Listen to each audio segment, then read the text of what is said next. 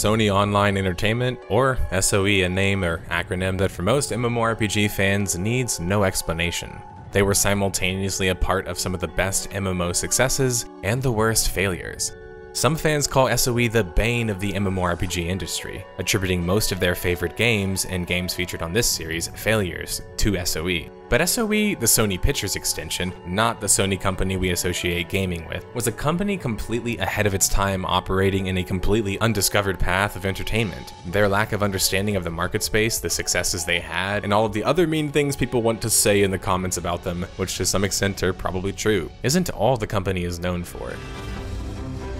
In fact, SOE produced or touched in some way pretty much the majority of the most innovative and impactful MMORPGs of the last 2 decades. They were consistently ahead of their time on trends, or when they weren't, they were able to catch up in a way like no other company could at the time, and still can't really. That's exactly what they did when they saw the mega success of Club Penguin back in 2007, and before that, Toontown in the early 2000s. Club Penguin would go on to be acquired by Disney for hundreds of millions of dollars.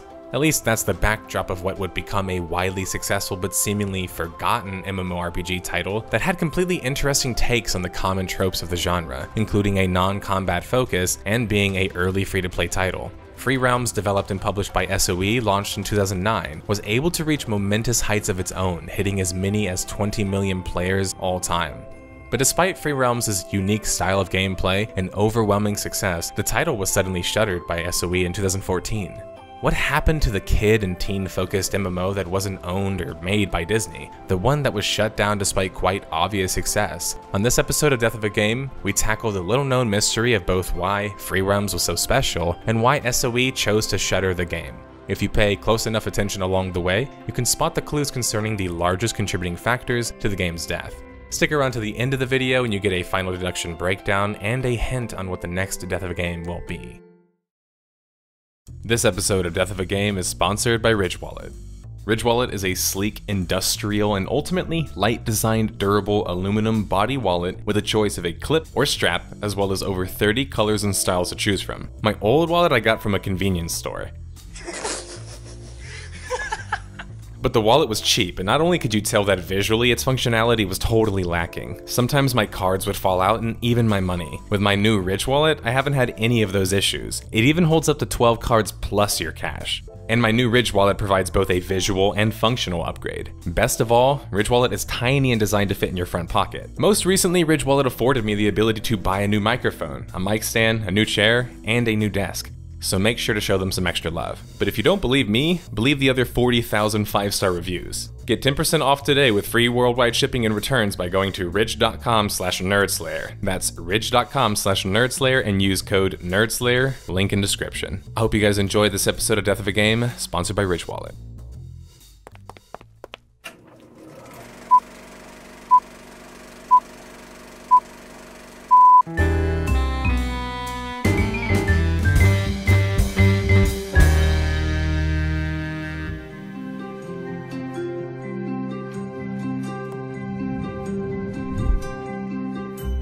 Sony Online Entertainment officially started with their first mega successful and one of the first of the moniker MMORPG titles and early virtual world masterpiece, EverQuest 1. SOE would continue this success into other successful titles worthy of equal praise and accolades. Star Wars Galaxies of these titles would launch in 2003 and would go on to be one of the best-selling PC games and help change the industry as we know it. SOE wouldn't stop there, putting out PlanetSide, Matrix Online, Vanguard Saga of Heroes, and many more other titles whose stories also created their own ripple effects in the industry. But those are stories we have either told before or are for another time to tell. While SOE was making big moves from 1999 through 2005, Toontown, which launched in 2003, was sharing its quiet success and growing pains of being one of the first of its kind to service the younger market. Meanwhile, an unknown developer in New Horizon Interactive was launching a cute social avatar game where you played as a penguin and participated in various mini-games and social activities in the fall of 2005. Club Penguin. Their massive success would lead to them being acquired by Disney for the sum of $350 million in 2007. Club Penguin and other social avatar-style games that dominated the early 2000s for a decade is a story for another time. or mini-stories, but the reasons its success is so relevant for the time is that it attracted the attention of the MMORPG juggernaut and de facto leader at the time in the industry, SOE. SOE's idea behind Free Realms in essence was an attempt to do what Club Penguin and Toontown were doing before with the younger market, teenagers and below, but with their own touch. This would provide some obvious strengths to the game, but very likely this could also provide some unique weaknesses, it being SOE and all. It wouldn't be the first time a big company tried to chase a trend, but that isn't always a bad thing, and Free Realms was kind of proof of that.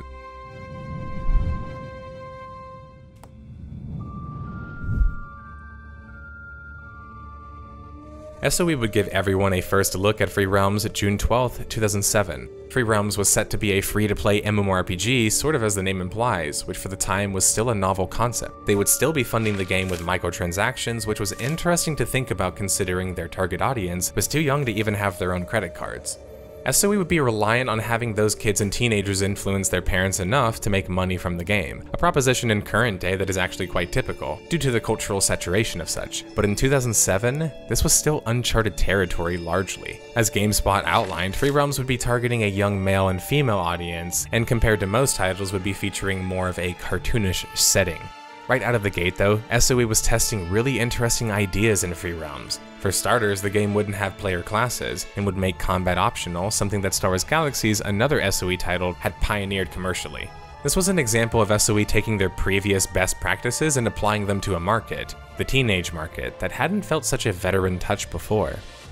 SOE promising alternative paths to progression, leveling, and content enjoyment early on for players, I believe was crucial in attracting the right kind of audience. Now sure, we know that they wanted a younger audience, but what other kind of audience did Free Realms really want to attract? Well, I think people like myself, people who grew up playing Habbo Hotel, Second Life, or Sims Online, and other social avatar style of games. Basically the games that primarily focused on socialization of players, which could be kind of tricky considering their age-restricted game. Learning from the growing pains of Toontown though, SOE would allow at launch for the optional toggle for protected chat for younger players. This meant that if you turned the thing off, you were able to type freely with other players who did as well. This immediately opened up the game to an aforementioned audience who needed a proper chat system and character customization system for proper play.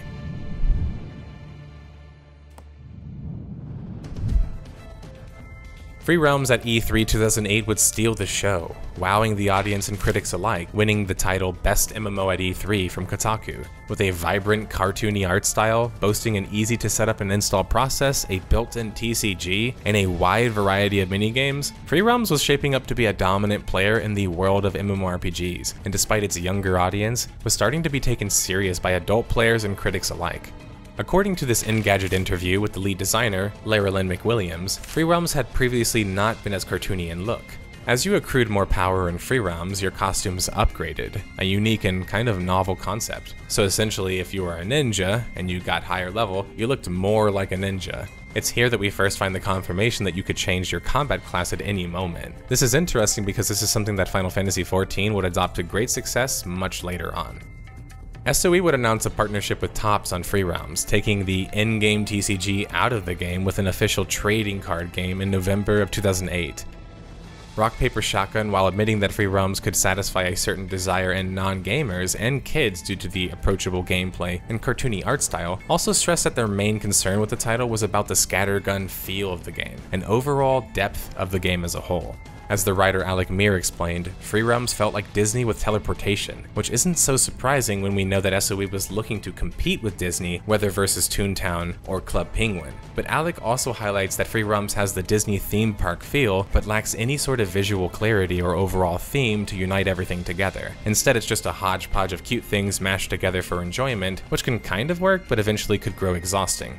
More problematic was the issue raised in the article concerning the customization issues in Free Realms. SOE was doing their best to offer as much customization as possible, but ultimately the customization was lacking when compared to the other strong virtual avatar style games on the market such as Second Life or Sims Online due to the amount of detail and polish. This was going to keep any mature player away from the game, which would shoehorn the game and skew the game's target audience to be even younger. It's possible that had Free Roams maintained its more mature art style that it had previously, this could have counteracted the shift a little bit. This lack of depth and customization can be extended to other aspects in design in Free Roams, such as long-term progression as well. Free Roams might be able to attract a veteran MMO audience or a more mature audience, but it was going to struggle to keep them for a very long time with content and longevity issues.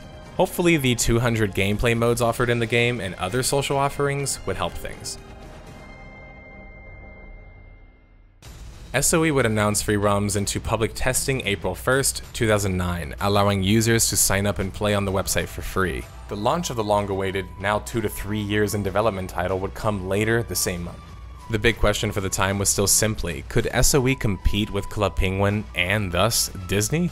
As this GigaOM article questions, was full 3D even the best approach for Free Roams? This is actually debatable based on the research concerning male versus female preferences for social avatar style games of the time. 3D is also against the norm when compared to other social style avatar games like Ragnarok Online, Habbo Hotel, Mabinogi, MapleStory, and Club Penguin. Nearly all of these games are 2D or 2.5D.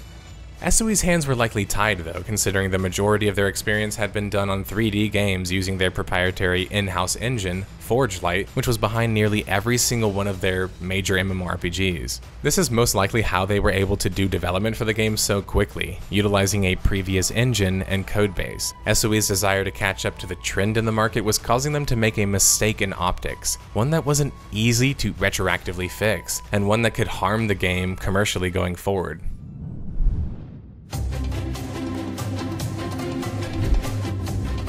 SOE would launch Free Roams April 28, 2009 on PC. According to aggregate review website Metacritic, Free Roams would score a rather decent 79 out of 100 from 8 different critics. Despite the previously mentioned innovative aspects of play allowing for non-combat focused players to find refuge, and a level of gameplay capability and polish not before seen in the marketplace, Free Roams had other aspects of the game positively received, such as the game's crafting system, which was made up entirely of mini-games, player housing, and much more that the game had to offer.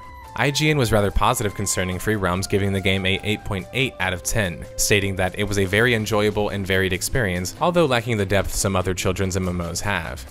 It's worth checking out for any fan of casual games, RPG games, trading card games, tower defense games, or pet training games, whether you're 5 or 50. Eurogamer, who also covered the title, was a little more lukewarm, granting the game a 7 out of 10. So the game's only real problems are a lack of sense of community, due partly to the fact that you can switch servers at will, partly due to the young audience, partly due to the understandable lack of general chat channel, and some threadbare patchiness in the jobs and questing system. Eurogamer did acknowledge the innovation Free Roams was pushing, on top of a solid level of polish, but were also critical of Free Roams in similar ways that were mentioned before by IGN, such as the youngness of the community, simplicity of the quests, and lacking overall depth. Much of this can be fixed in time by SOE, and we're quite sure it will be, so assured is Free Roams' debut. In the meantime, it's an effortlessly light and addictive indulgence, just don't expect it to nourish you. With the full might of SOE, good core game design, and innovative features in hand, Free Roams within a month was already breaking 1 million users. Free Roams was a free-to-play game, but these numbers were still rather impressive so early on and in 2009. The train would keep rolling and SOE would continue to pick up steam or success. A full month later and the game had eclipsed 2 million users, another month, and it would pass yet another million, totaling at 3 million by June 12, 2009. Free Roams not only attracted SOE's already existing core audience, but it attracted non-gamers and more social-oriented players due to the laid-backness of the gameplay, including a lack of a true leveling system and the more focus on mini-games and socialization. 1 year after launch, and Free Roams was doing quite well, reaching an impressive 12 million registered players by June 28, 2010. SOE would launch Free Roams on Mac as well, November 2nd, 2010, with a promised PS3 launch on the horizon as well. Free Roams would also release on PS3 March 11, 2011, fulfilling SOE's wish to bring all of their online PC titles to consoles, though I found very little talking about this. Free Roams was reaping more success commercially, or at least popularly, hitting more than 20 million players by April 30th, 2012. Free Roams was getting commercials on television, branding deals with celebrities and athletes, and was doing quite well population-wise in 2012. Yet there was still this feeling of dissatisfaction. According to SOE, Free Roams just wasn't doing good enough. With Club Penguin still doing well for Disney and Minecraft launching in November 2011 and becoming the world-changing block-based game that it, well, became, Free Realms in the eyes of SOE wasn't looking as attractive anymore. Free Realms was putting out updates, but the first major update wouldn't come until nearly a year later. Why the updates were so infrequent for Free Realms could be a number of reasons. There was the viability of new content and the idea of the return on the investment for such for SOE. The issue with SOE as a company has always been they just never had one game that they focused on. There was always a number of games in their stable that they had to balance. MMORPGs are expensive, and if they aren't providing a return on the investment, a company like SOE has to cut their losses. Even a more accessible MMORPG like Free Realms is still an MMORPG, which means it's not nearly as accessible or appealing to a broad audience as something like Minecraft would be, and to a certain extent, a more simplistic 2D game such as Club Penguin. SOE has historically always had a bit of a warped sense of what is considered success, you would say. When you're unable to convert 20 million players into enough money to create a viable business system, it's a massive fumble to say the least. Sure, we can harken back to our previous talks about the target audience being too young to use a credit card, but this is where you might have to cut SOE a little bit of slack. I know, it's hard, but sometimes a mere few years is enough to completely normalize something in a marketplace that otherwise wasn't very normal previously.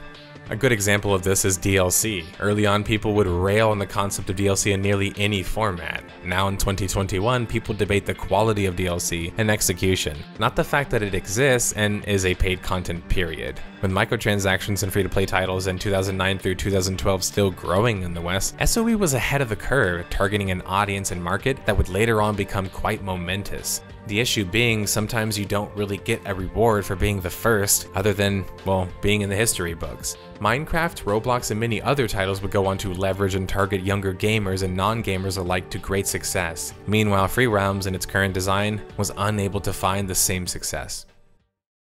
Free Realms would finally get its major content update, or even expansion some are calling it, Sunstone Valley, September 19th, 2012. Originally the zone was actually just a repurposed Stormfront Mountains, but after the new update they added a number of high-level bosses and enemies to the zone, as well as 3 dungeons, quests, and more items. Still, you can't even give them a brand new zone, SOE? Sunstone Valley was a good update, but it was an update that came nearly 3 years after the game originally launched, and one that didn't simply warrant that large of a gap in major content. 2013 would be a year that Free Realms would add more items and such to the game, but there still wasn't enough being added significantly content-wise. 2013 was widely a different year for SOE at this point. As a whole, than 2009, for starters, they weren't on top anymore as a company. They hadn't been on top for a while. And many of their titles, as they had started many of them, were starting to falter or straight up dying. SOE closed 3 different studios and their entire workforces, as well as other layoffs for the company. They would announce yet more layoffs in August of 2013 to make matters worse. If SOE was losing the race to Blizzard before quietly, now it was completely public. There were many large shutdowns and layoffs that couldn't be explained away anymore. SOE was hurting badly by the beginning of 2014.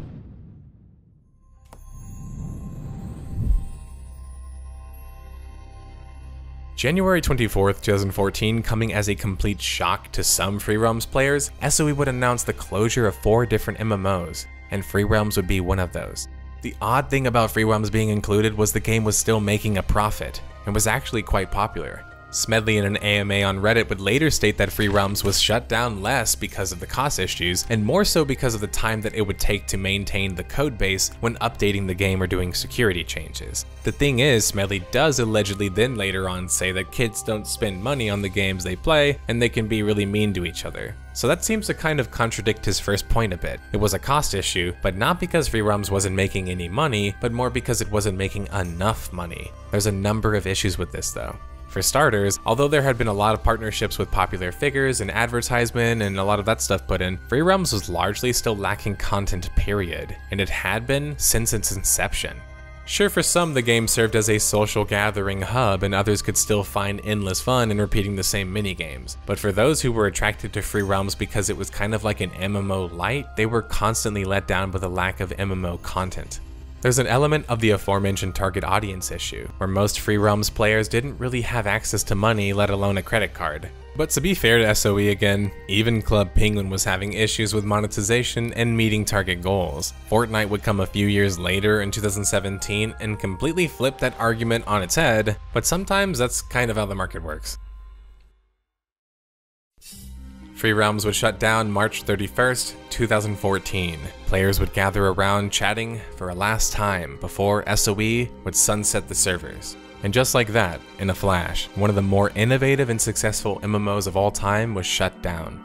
SOE would go on to be acquired by Daybreak, an investment group that created a company for a large sum of money in 2015, where the company's more recent fate has been dubious at best. But like with most passionate online communities, efforts were put forth to keep Free Realms alive, to keep the art alive. And in April of 2019, a large effort in particular was made public. Free Realms Sunrise. They were promising fully customizable characters, housing, mounts, emotes, and questing being fully active in a closed alpha build. Rather impressive for an emulator project, I should add. March 2020 and Sunrise would ready their client for beta, now allowing for housing in-game. Sunrise would announce then the early beta signups in December of 2020. They would then eventually transition into open beta, but they're not there yet as of the video. The progress based on the videos shown so far though looks rather impressive, and the Free Realms Sunrise team has done a great job bringing Free Realms back for veterans and new players alike to experience. I'm always really glad to see whenever a game gets shut down, the community rally together to keep the game alive, so I wish them all the best.